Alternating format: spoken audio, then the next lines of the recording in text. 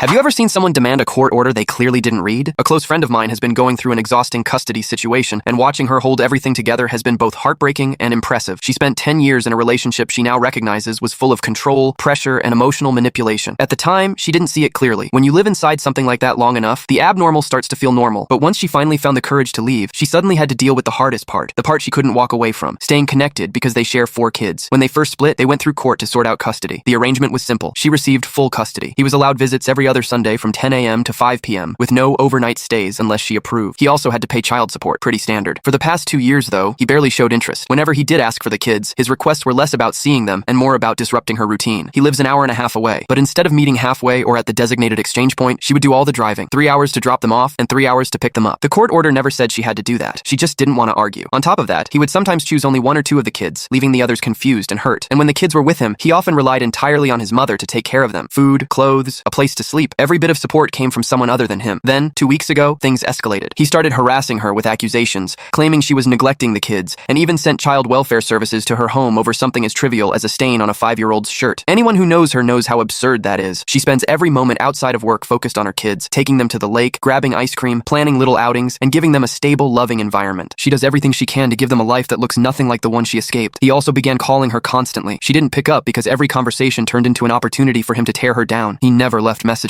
Twice he even showed up at her house unannounced, demanding she hand the kids over on the spot, and both times she agreed just to avoid a scene. But after his latest outburst, he made the mistake of threatening her. He told her he would take her to court for not following the custody order, claiming that ignoring his silent phone calls somehow meant she was withholding visitation. That's when she finally stopped letting fear run everything and pulled out the actual court documents, every requirement, every detail, every boundary, and she made a decision. She contacted him and said, "You want the court order followed exactly? Okay." She wrote out every visit date for the rest of the year, spaced 2 weeks apart, exactly as written. She informed him that he must take all 4 children for the entire visit, no picking and choosing. She reminded him that child support must be paid in full and on time. And then came the part that hit him the hardest, the pickup and drop-off location. For 2 years, she had been driving hours out of fear and habit, but the court order states the exchange point is only 15 minutes from her home, and he is the one required to do the driving. He now has to borrow a car big enough for 4 kids and proper seats. He has to make the full round trip himself, more than 2 hours each way. If he is more than 15 minutes late without notice, he risks losing visitation altogether. And if he fails to meet his financial obligation, he risks losing his license. He doesn't have a job, doesn't have a reliable vehicle, and doesn't have the freedom he once had to push her around. For the first time, he is being held to the same rules he used to twist to control her. The moment she stopped bending, his entire plan fell apart. She's now speaking with a lawyer to see what options she has moving forward, including limiting contact even further. She isn't trying to keep the kids from their father. She's trying to protect them from the instability he brings with him. The same instability she lived under for a decade. For the first time, she isn't scared of him. She's simply following the structure he insisted she wasn't respecting, and now he's the one struggling to keep up with it.